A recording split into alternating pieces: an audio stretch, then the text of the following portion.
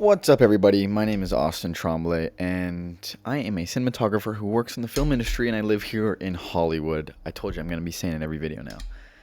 Well, today, I just want to kind of hop on and talk to you guys. This is something that, I think would be kind of cool to do on this channel. Just talk a little bit about tech that's kind of being used right now, new tech that's getting unveiled. So the first thing I kind of want to start off with, and something that's kind of bugged me over the course of the last probably year or so, and this has got to be the iPhone 16 Pro Max rig that some movies are using and some DPs are choosing to use, or maybe more of a director's choosing to use it anyways, to film on instead of an actual cinema camera. I mean, the first thing I kind of just want to talk about, the reasoning behind why some filmmakers are using this camera, using the iPhone 16 as a camera to film a full feature movie or like big budget production, because you're thinking like, well, maybe it's cost efficient.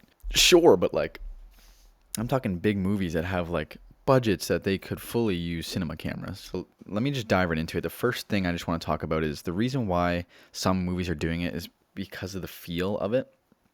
For example, the movie 28 Years Later, which is coming out, I believe, this year in 2025. They shot the entire thing on the iPhone 16 Pro Max with, and as you can see with this rig, it has it has a holder or whatever, and then it's got a kind of a mount that goes right onto the sensor where the sensor or the lens of the regular iPhone is, and then it kind of goes out to a PL mount, so you can attach your own lenses and whatnot.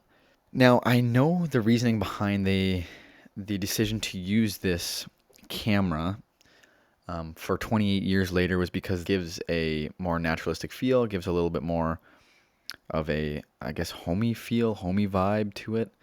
And it's the same reason why they shot 28 Days Later on a VHS, you know what I mean? Because that movie looks, when you look at it, it looks like a VHS, and you can tell that it's a VHS. And that's kind of the vibe he was going for with 28 Days Later, and he chose that specifically because it gives you that kind of VHS feel, of homey feel and homemade kind of feel. They tried to continue that same sort of thinking onto 28 Years Later, and so they decided to shoot on the iPhone 16 Pro Max, which I don't know. But to me, it doesn't work because an iPhone is a fucking iPhone. The video quality is very noticeably an iPhone when you kind of look at it, if you know what I mean. You can tell that it's cheap. It looks like an iPhone. It's not good, not bad. You know what I mean? If you're trying to go for the homey feel, you kind of want bad quality, if that makes sense. But this is just cheap quality. That's what I kind of don't like about it, to be honest with you. And but the iPhone, it's kind of like this in between where you're it kind of seems like they were trying to make it very good quality, but because it's an iPhone, it's still terrible quality. So it's kind of it kind of doesn't really work. And again, I'm not, I don't know for sure because I obviously the movie's not out yet. I can't see it in theaters. But from what looks like in the trailer, this is my kind of opinions on it. Shoot a major motion picture with a fucking iPhone 16 Pro Max. It's just hard to wrap my head around.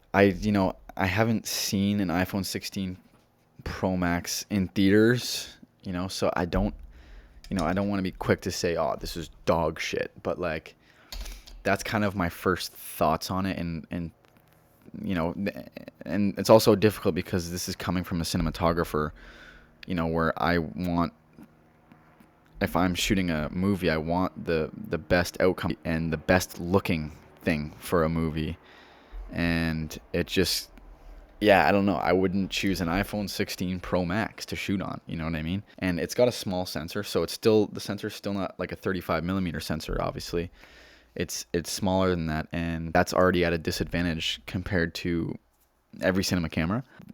Because of that as well, it's harder to work with your depth of field, and as well with the sensor. I know iPhone sensors are terrible in low light situations. You get a lot of noise, and there's no information in low lights with iPhones. I know that. You can even test it out yourself. Just if you bring the exposure down, there's just no detail there.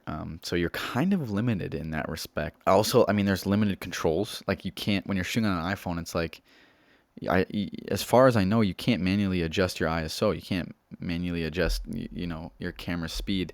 One of the biggest things too is just lack of customization.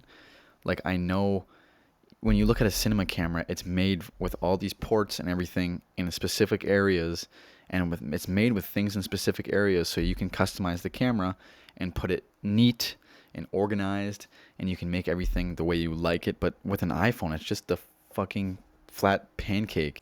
Yeah, that's just kind of my thoughts on it. I hope you guys enjoyed this video. If you guys have any comments or questions, or your own take on it, and you just put it down below, because I would love to read and see what some people are saying about this. But yeah, that's kind of like the thing that's been going around the industry lately, and kind of my thoughts on it, as well as some other people's that I've talked about in the industry. But yeah, hope you guys enjoyed this video. Please subscribe, give it a like, and I will see you guys in the next one. All right, take it easy.